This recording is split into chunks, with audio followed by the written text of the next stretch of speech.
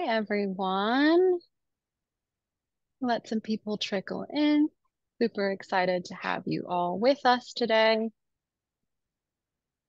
If you can get acclimated with the webinar tools, we have a chat. So we have a chat function. We have a Q&A function.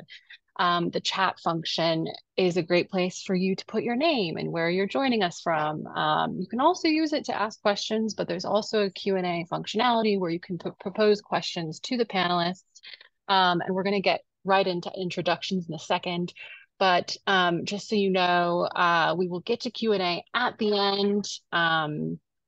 And but as you think of those questions, ask those in near real time, and we will be able to ask those. If we don't have time for it for some reason, we will follow up with you individually, but I'm confident that we're going to get through this on time.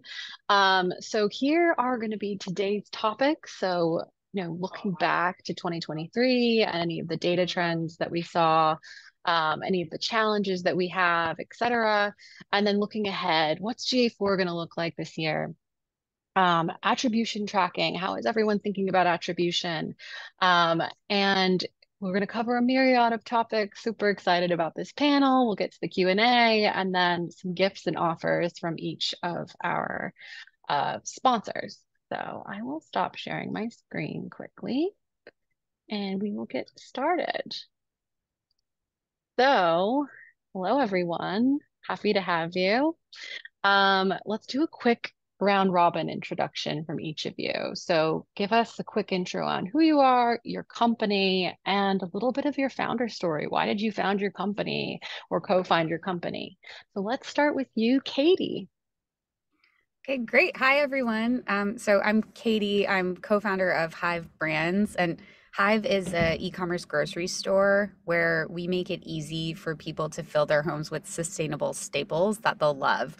And so when we started the business, we were really seeing that there was a growing group of customers who really care about sustainability, who want to live a more sustainable lifestyle. And that it was hard to do that. They were trying to make better purchasing decisions and really not finding the information that they needed. Hard to really know what makes one product more sustainable or not than another. And so we created a place where we've done the work for the consumer. So everything that we sell is vetted and certified by us for sustainability. Amazing. Thank you, Katie. We've got two Dans, and both of them are data people. So we're going to differentiate between the two of you today by Datasmith Dan and Dacity Dan. But I think irrespectively, if you chat with any of these two amazing humans separately, you could call them Data Dan. So let's start with you, Datasmith Dan. Awesome. Hey, everybody. I'm Dan. I'm the founder of Datasmith. Datasmith partners with companies to help them close the gap between data insights and how to turn that and integrate it into data strategy. I started up Datasmith from just talking to a lot of brands who weren't at the point where they had the resources to take full advantage of data internally, but we're already taking advantage of great tools that are out there, and said it's that last step to really integrate this into our strategy, whether it's growth, getting investment, and that's where kind of Datasmith grew out of, was helping fill that niche. Thanks, Dan. Dacity Dan, over to you. I love, first of all, I love following Datasmith Dan. I love everybody comments on how awesome the alliteration is. So now we've got another one, Datasmith Dan. That's going to stay forever. Super excited to be here. So yes, I'm the CEO of Dacity, and this really started way back in 2014. I used to work for a brand that many of you don't know called Provide Commerce, but you may have bought your mom flowers from Pro Flowers.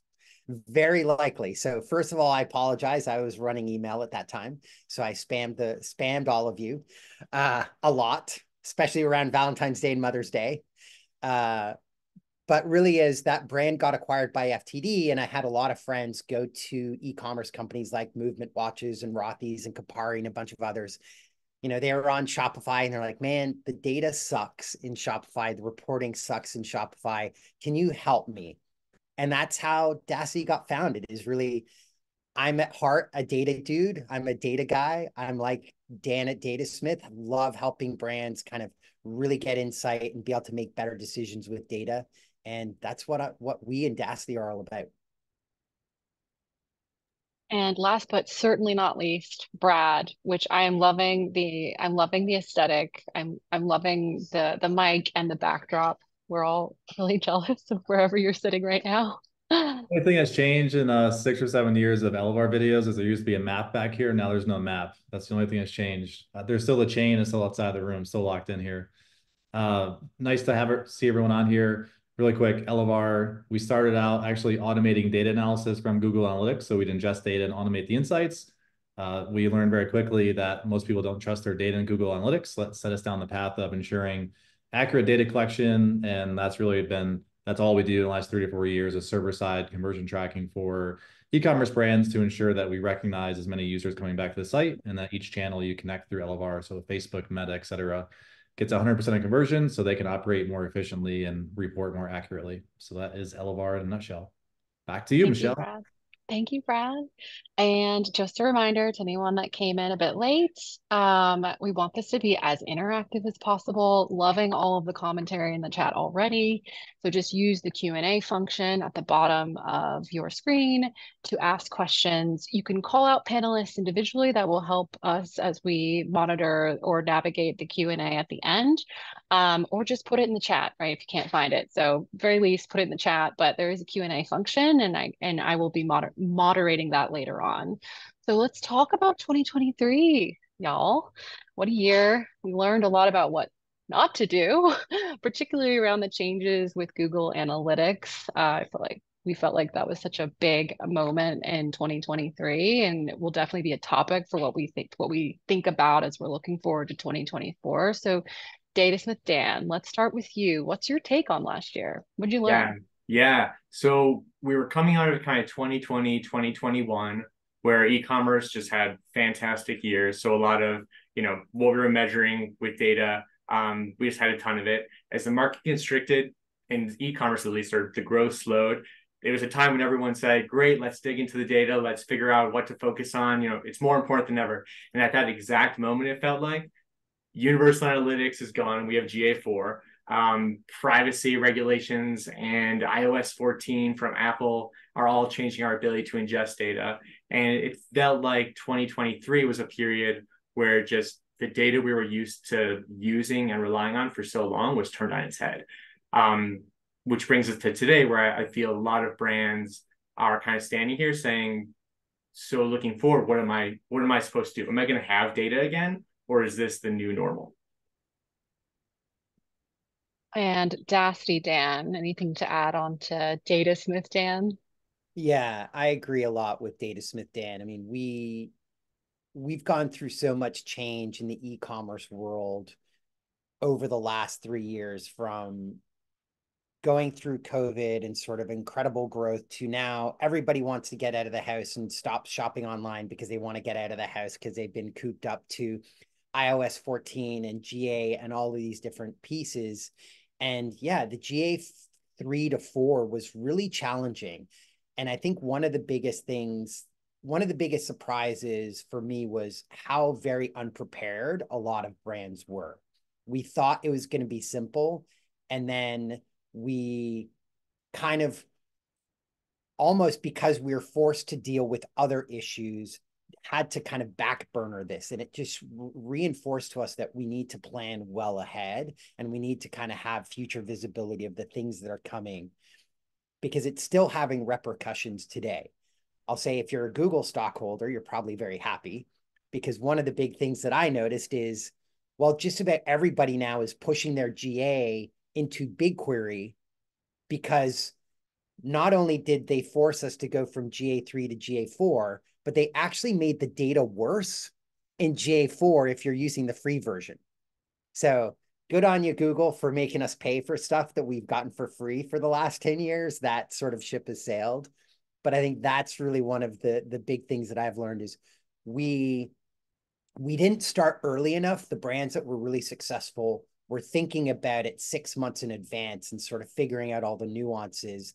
And a lot of us really struggled and are still struggling because of the changes that Google's made. And we'll chat more about that a little bit later. I think it's going to be interesting as we get into the 2024, some of the predictions. But I'll turn it over, I'll sort of turn it over to Katie, because you lived through this, and love to hear your take on this. Yeah, it's really interesting to hear you guys talk because I 100% agree with you that like the data landscape changed so much in 2023, but that was such a small piece of what 2023 looked like for brands, retailers, etc., where everything was turned on its head for the most part.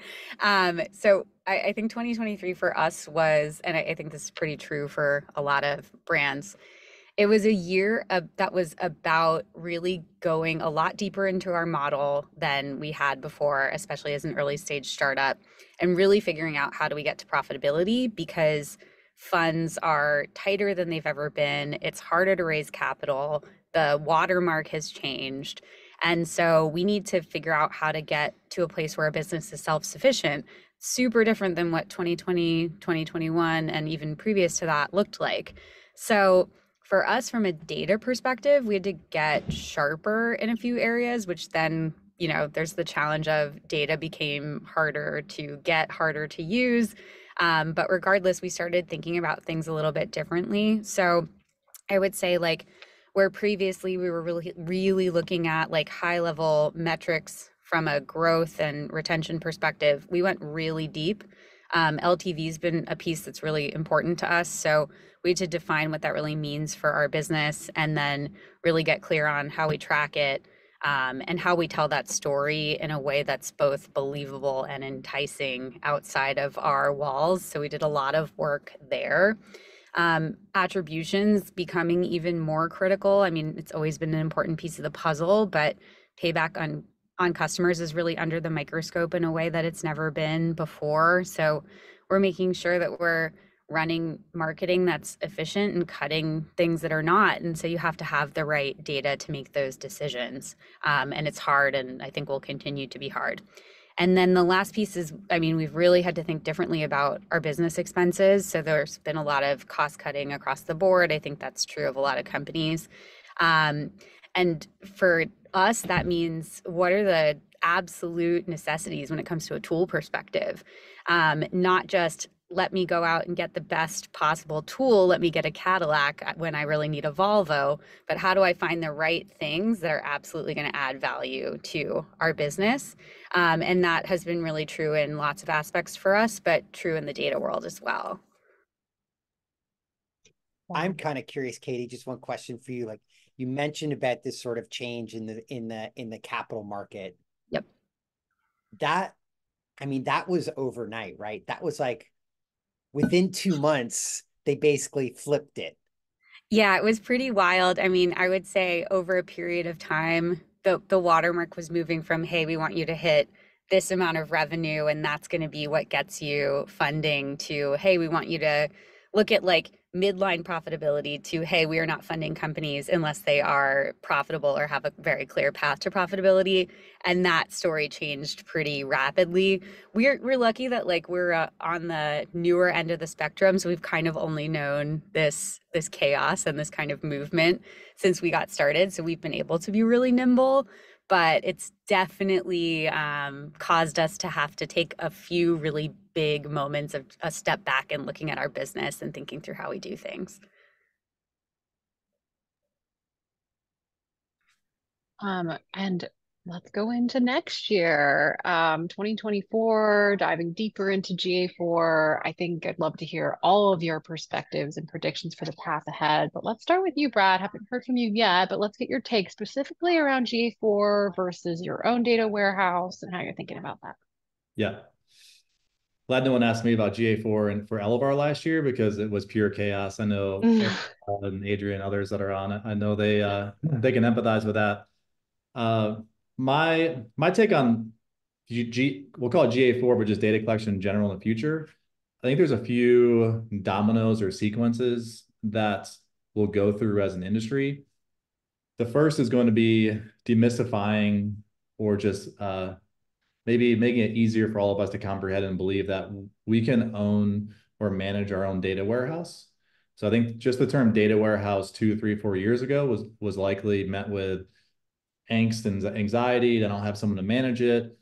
I think most of us are going through that transition now, or that's going to be the norm because a lot of it is just automated. So even the GA4 to BigQuery connection, it's a couple buttons in the GA4 property settings, and you're essentially done, and you're piping raw data, quote unquote, raw data feeds into your own data warehouse or within BigQuery, and then it can expand from there, which gets into Dacity Dan and Datasmith Dan's world. But when it's no surprise, what I hear the most from everyone is, why does GA4 suck so much? Like, why did Google do this? Why is this going on? And I'm tending to take the road of taking a step back and trying to put myself in Google's shoes and realize that the Google and Metas, they are not living and operating in a month-to-month, a year-to-year basis. They're thinking decades out.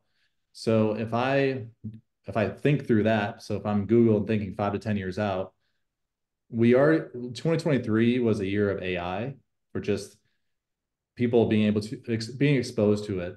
And I think GA4, this is recorded, so maybe I can go back and revisit this 3 or 4 years and see what happens. But I think Google will continue investing in GA4, and we can see, so I have their 2023 releases up. They had 4 releases in December, 4 in November, 5 in October, et cetera.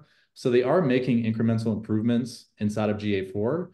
So that is one big learning lesson from last year, is the GA4 data you were collecting either on your own or through Elevar or others. The data in January versus December was very different, or what you would see in GA4 is very different because there's a lot of changes happening.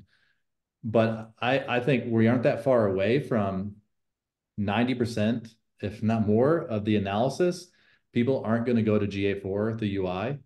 They are going to either go to Audacity or other warehouses where a lot of the reporting is going to be built out for them, or Google or other tooling is going to exist that is driven by AI. And what I mean by that is the premise and the responsibility is going to be on us as brand business owners, et cetera, to collect clean data. Because if you add a model, so if you're doing any sort of modeling or trying to automate reporting, dirty data in, dirty data out, we all know that. But I think there's so many different layers of this onion that I have my notes here, and privacy and all that. But I think a couple of years, it's not going to be, okay, I need to go and spend an hour in GA to go look for insights that I can drive my conversion optimization campaigns or understand how campaign and landing pages are working, Facebook, et cetera. That's all going to be automated. You ask a question. The interface is going to be a cursor, and you just ask a question or voice prompt a question. Or you are going to get insights that are automated back out to you. So I don't want to go off on a tangent. I could talk about this for 20 minutes straight, but the TLDR is focus on collecting clean data, because at some point in the future, the analysis that we know today is going to be automated, and it's going to save you a lot of time. And that is going to, the onus is going to be essentially spending more time in your strategies, marketing, acquisition, et cetera. And then, again, there's so many layers to this, and we think about marketplaces, so brands on TikTok Shop and Amazon. And so it's not, people aren't just going through your .com anymore. It's how do you understand that customer journey across your channels? So there's just a lot of data to process that humans can't. It just takes too much time, and it takes too long to extract insights from that.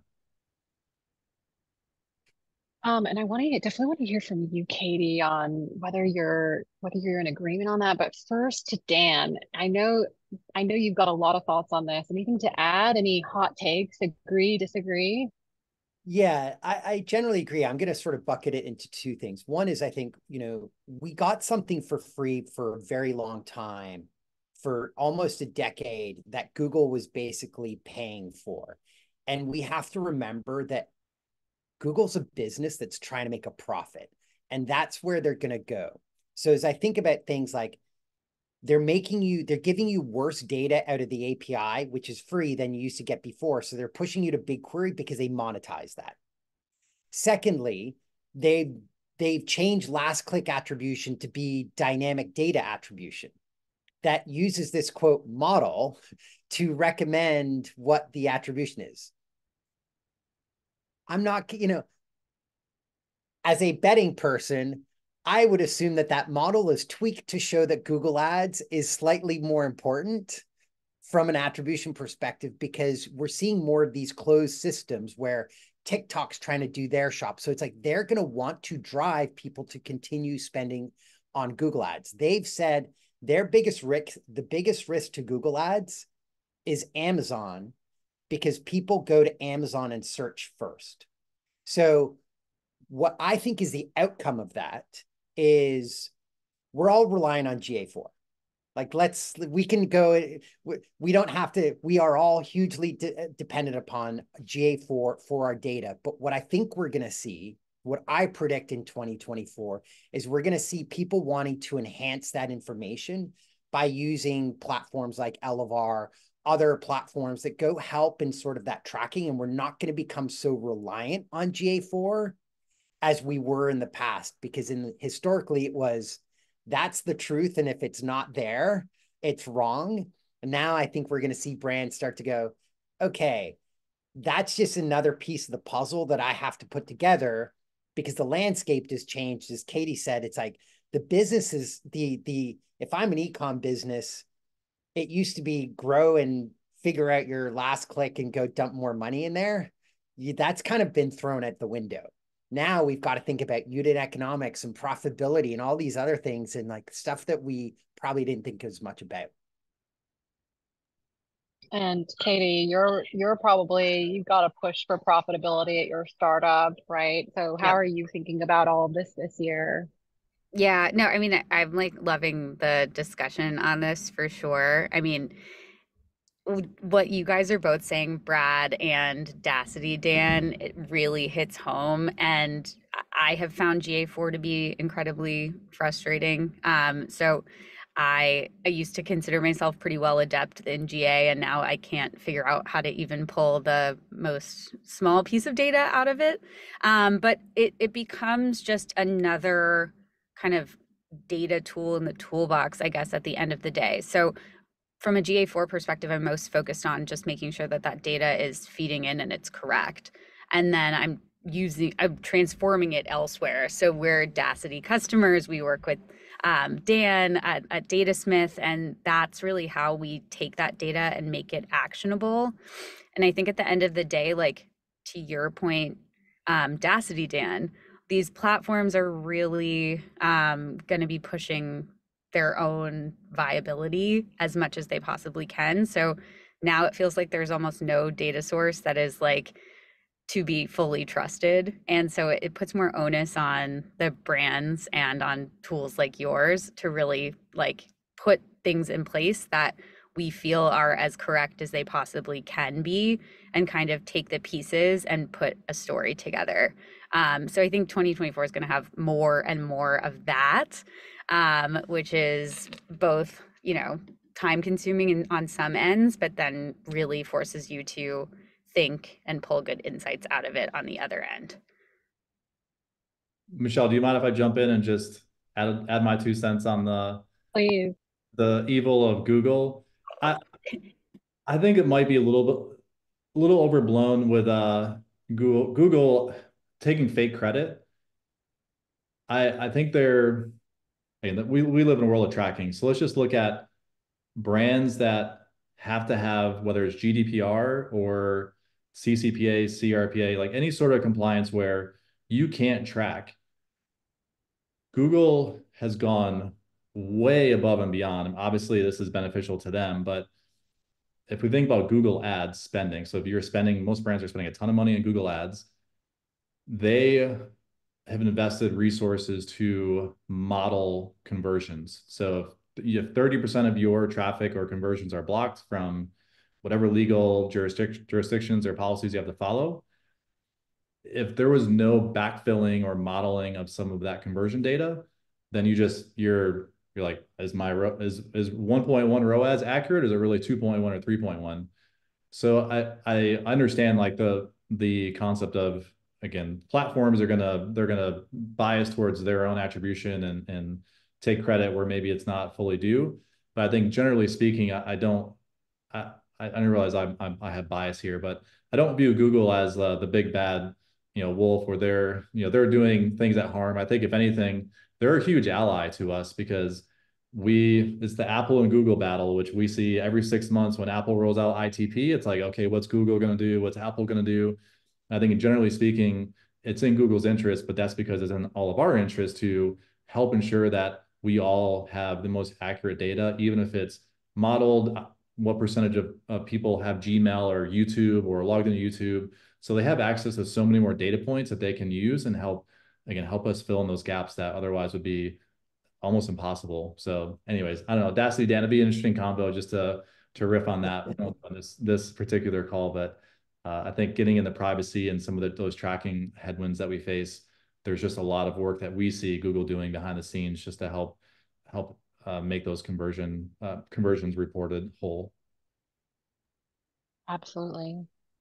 Yeah, I think And yeah, I'm going to go. I think Brad's going in the direction I'm going to go even further with bringing up some of the positives of this. For me, I feel very positive about the switch to GA4, and I think it's ultimately really benefiting brands despite all the pain it's causing. And I think today, and probably for all 2024, we'll feel more of the pain than realize the benefits.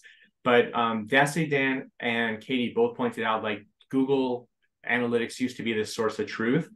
I think what we overlooked is that it was a really, really bad source of truth, and it had all sorts of problems that led to just like not great decisions being made sometimes. Oftentimes it was inconsequential decisions, so we didn't necessarily see the effects.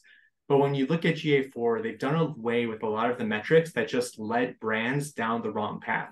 Bounce rate, terrible metric. It shouldn't be used. It disappeared. And that's okay, even though for a lot of folks who followed it, it feels like pain. The same for conversion rate, last click attribution probably caused people to move around marketing spend and divest in platforms that are bringing a ton of first click traffic to the site. So today and in 2024 with GA4, it takes a lot more work to get good data out of it. It's not like UA where you can go in and just grab what you need, but the difference is that when you could do that, it often led folks down the wrong path and to make the wrong decisions. So yes, it's more difficult. Yes, it takes more effort. I think there's, both LFR and Audacity are fantastic tools that are helping take care of a lot of that heavy lift for you. I think the majority of brands, it doesn't make sense to try doing this internally because it's not core to your business. And by working with companies or building something else out yourself that gives you the right data from GA4, you've gone through those steps to get clean data, to get good data, where ultimately we're going to see a lot of companies making a lot better decisions with the data they do have, even though we all miss what we used to have.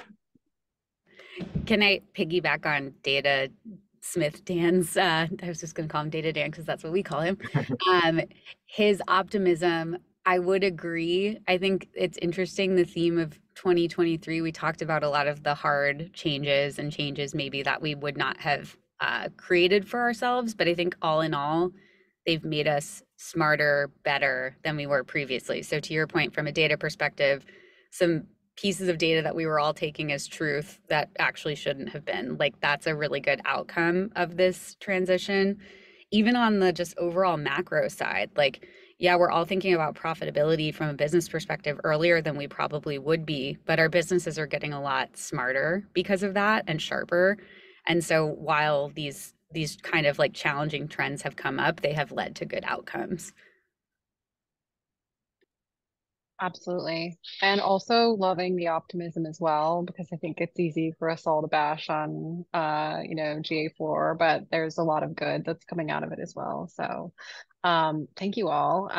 So pivoting, well, not pivoting, we've been talking a lot about attribution, and to Brad's point, we do live in a world of tracking, but attribution is, something we're hearing at Audacity is something to watch, a huge topic, folks asking us about it, and predictions for attribution tracking this year. So Dan and Katie, I know the two of you are working together around the Hive Brands data strategy. So Dan, let's start with you. What are some of your predictions? Anything you can share there? Yeah, for sure. One big shift I'm starting to see is, well, it's twofold. One within brands and kind of what we had talked about earlier with this kind of shift to people wanting to get out, going in store. There's a lot more omni-channel brands out there, or at least omni-channel focused, than I think we saw in the past. One of the challenges is, how do you attribute the marketing spend you put in when it's not always such a straight line as going to your online store? So one of the major shifts I think we'll continue to see is moving towards an omni-channel attribution model, versus just the direct, let's just look at D2C. And in general, that works out. When we run the numbers, you find that spending on D2C impacts sales on Amazon, or, spending on retail promotions impacts D2C. So all of these have a lot of influence, and it's going to help you continue investing in profitable channels when you go this route. Similarly, I think that means we're moving towards a lot more blended views rather than direct attribution views when we're looking at where to spend money. Blended meaning that you're just looking at your spend overall and how it moves sales. We kind of just start accepting that tracking's not perfect, that there's a lot that falls through the cracks, that the customer journey isn't so straightforward as, see an ad, go buy. So that's helping us go through it. The third is, this is kind of my crystal ball one.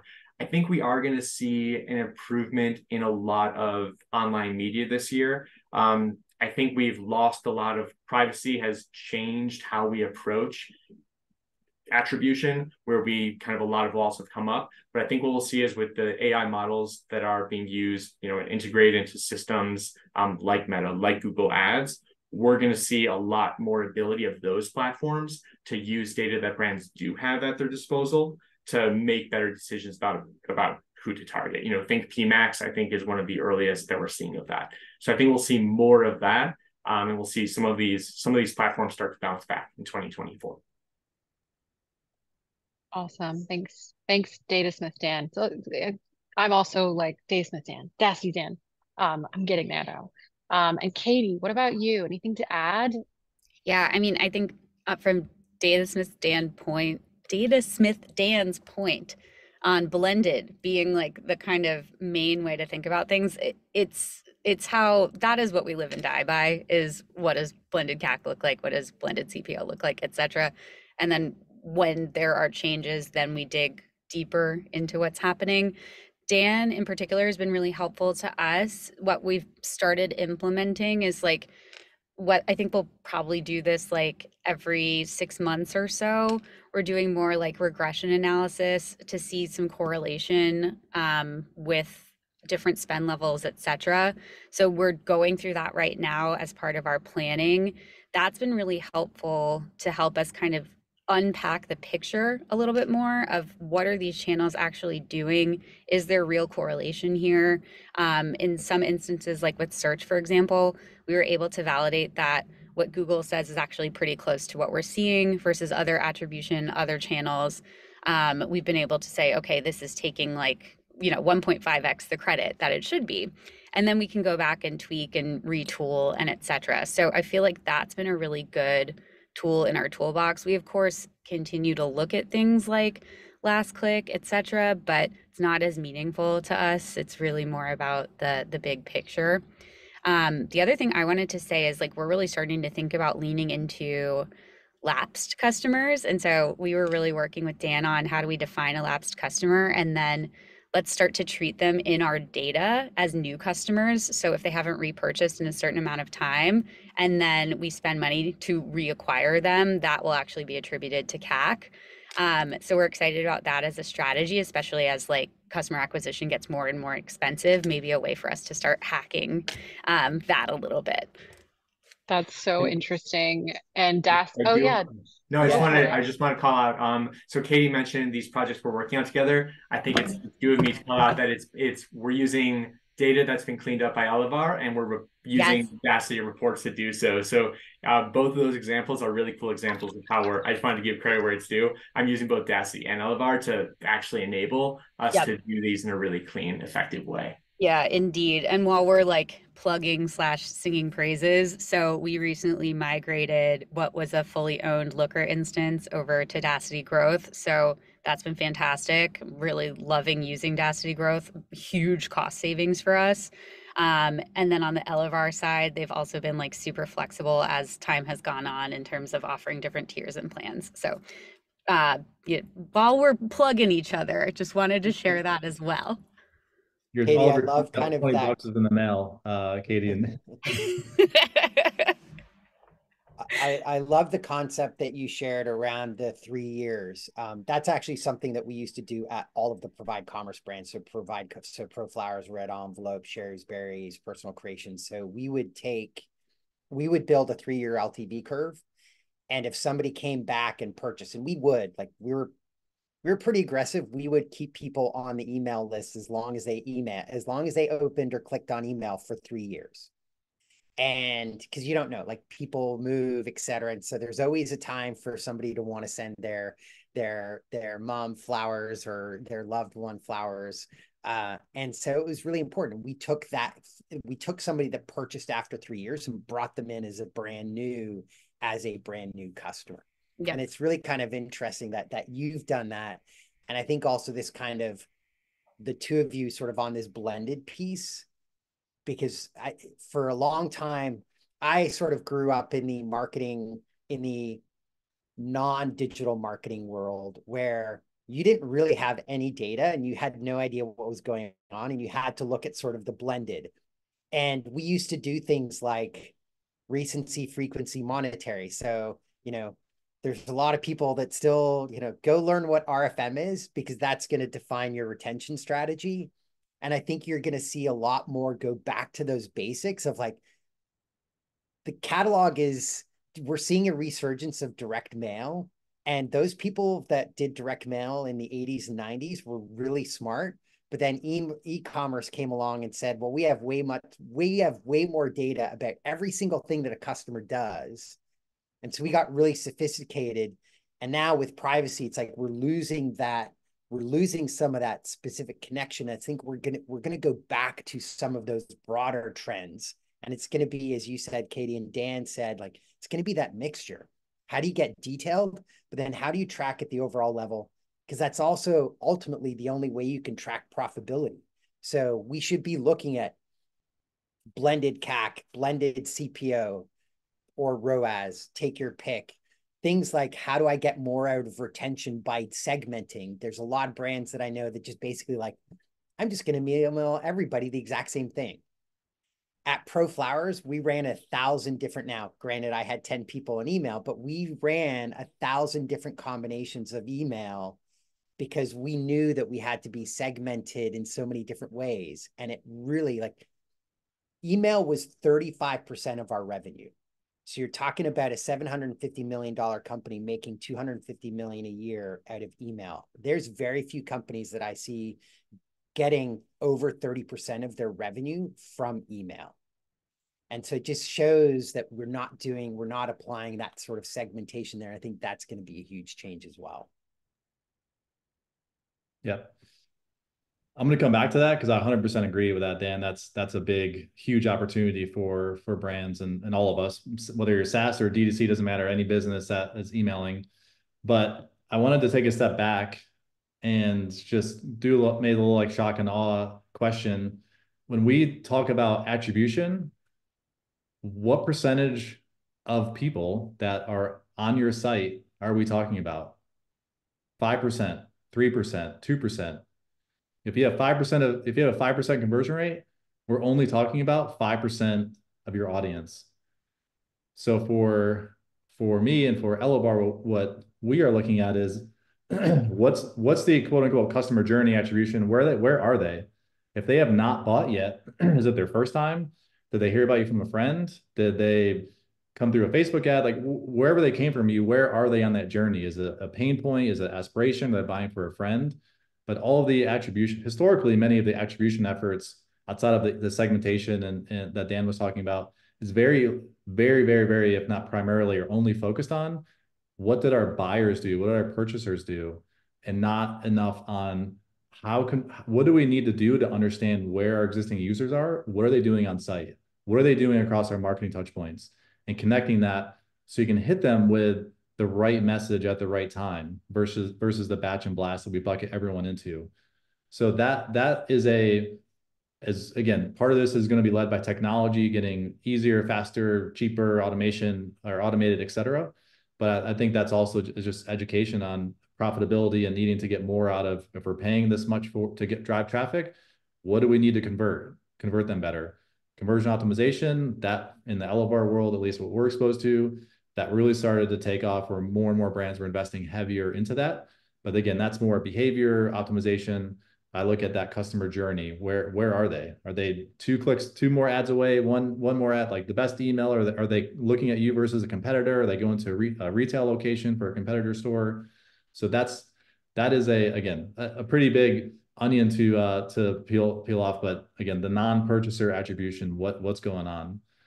And then on the what Dasty Dan was saying regarding the segmentation is, I'll just use this is a real example from Black Friday. I bought something from a new brand Black Friday. A couple days later, I received a notice, hey, shipment's delayed. We'll let you know when when your shipment's going to go out. 3 weeks had gone by. I'm getting blasted with emails, and it's the same. It's very the same emails, very similar emails, including emails about the product that I bought that I haven't even I haven't gotten shipped yet. That's not a fault of the brand. It's the fault of disparate systems. They don't, at the end of the day, even though I'm in their system, they don't know who I am and where I am in my journey. I'm still in the waiting for my aha moment. I haven't gotten my product yet. I'm 3 weeks out from when I bought it, wondering if it's going to get here in time for holiday, but I'm still being sold to. So I think the 10-person email team could do that. Technology now, I think, can help automate that so you don't have to have a 10-person team, because getting that first-time buyer into second, third, fourth, I think that's another piece of, if we slice up the term attribution, it's pre-purchase, first purchase, second, third, fourth purchase, and looking at those buckets or cohorts very differently and investing in them where it makes the most sense. Amazing. Anything else to add from any of you before we hop into the Q&A? Okay. So this is our first question, and this is our only question. So if you are listening and you have a question for the panel, now would be a good time to put that in. So the first question is around AI, and I think this we could probably ask either the Dans, Brad, their take on this, but how do you balance the ease of access AI creates on data analysis with the challenge of ensuring purity of data? For example, distinguishing what is human-generated information versus not, that could skew the overview. Dasty, Dan, or Data Sure. Smith? I'll kind of share. So from my perspective, there's some places where AI is great, and there's places where I think it still needs to kind of grow or improve. The things like content, helping with images, et cetera, it makes you really kind of very powerful and gives you the ability to do a lot more testing very quickly and sort of try to optimize.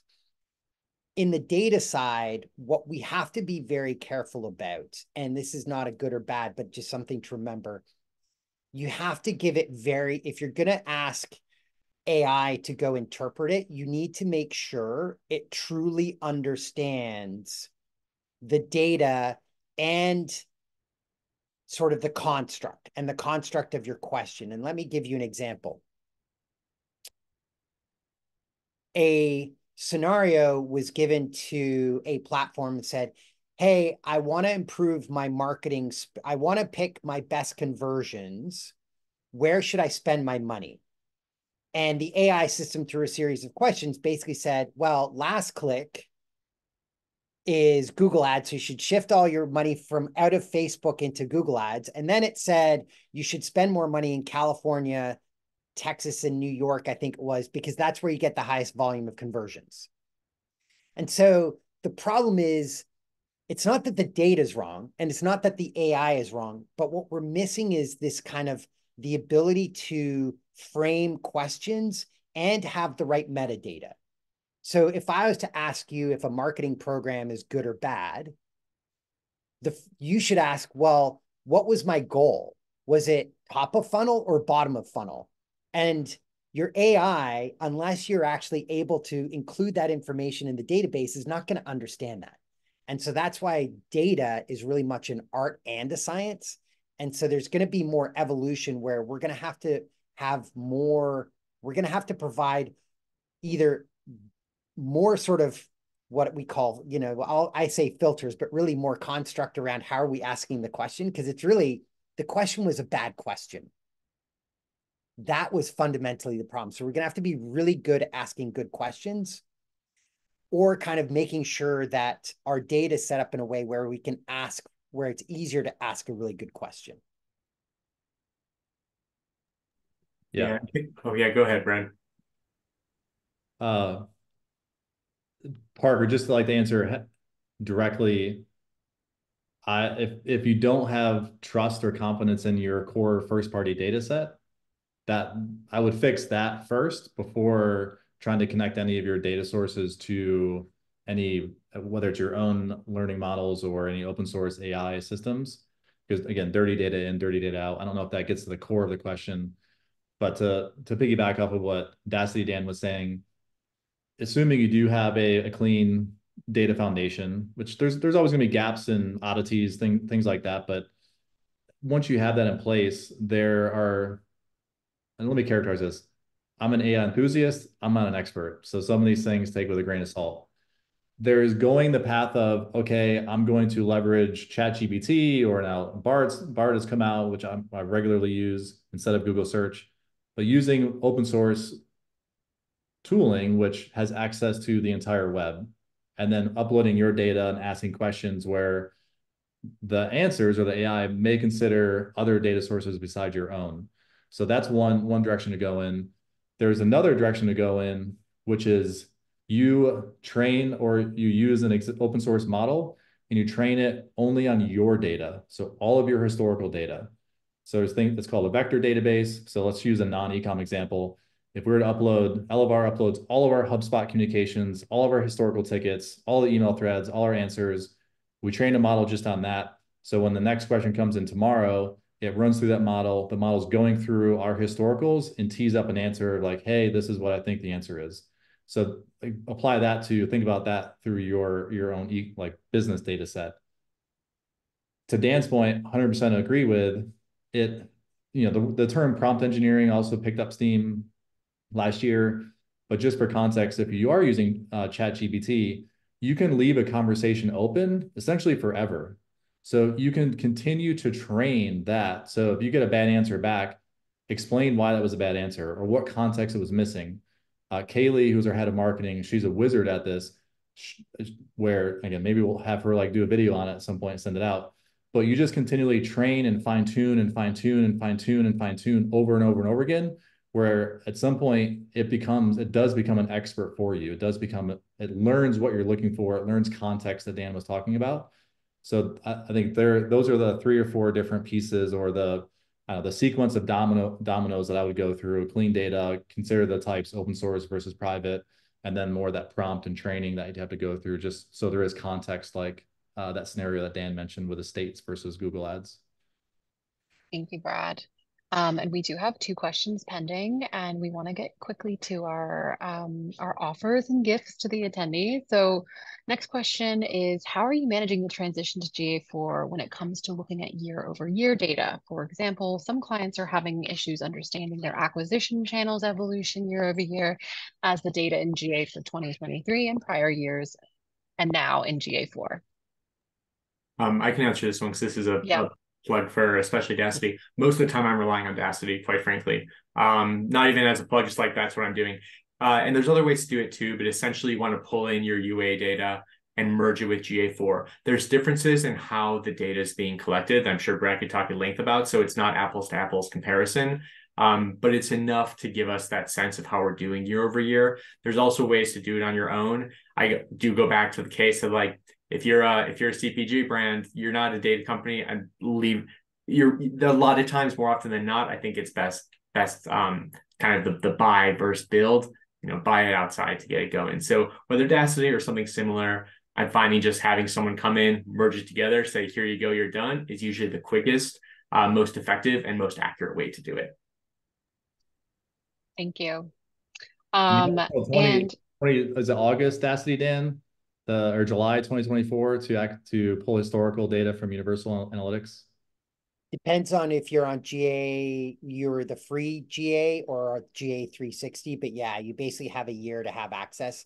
Like really, somebody said it's going to be data warehousing. That's what you need to do. Dump it in a data warehouse or dump it into an Excel spreadsheet at a summary level. That's how you have to do it. Okay, and I love this next question from Isabel. So with this new focus on profitability, sorry for the background noise, but the new focus on profitability, we are very lean and team and systems constrained. So we need better data insights to ensure the most efficient marketing spend. With these constraints, budget, team, team allocation, what does this group think is the most critical day-to-day e-com reporting brands should be running?